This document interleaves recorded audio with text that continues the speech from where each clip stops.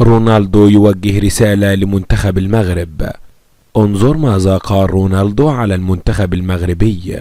إليكم التفاصيل كاملة في هذا الفيديو، بس خلينا قبل ما نبدأ في المشاهدة ياريت ما تنساش تصلي على النبي محمد عليه أفضل الصلاة والسلام.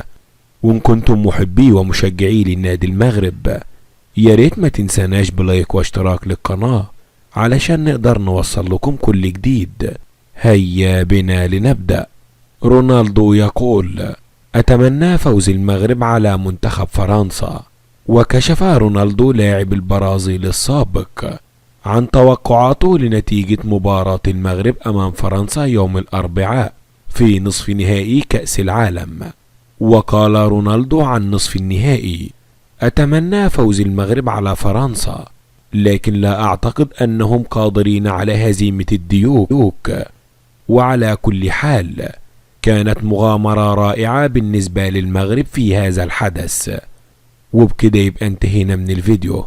وإن أتممت المشاهدة فياريت ما تنساناش بلايك واشتراك للقناة علشان نقدر نوصل لكم كل جديد. والسلام عليكم ورحمة الله وبركاته.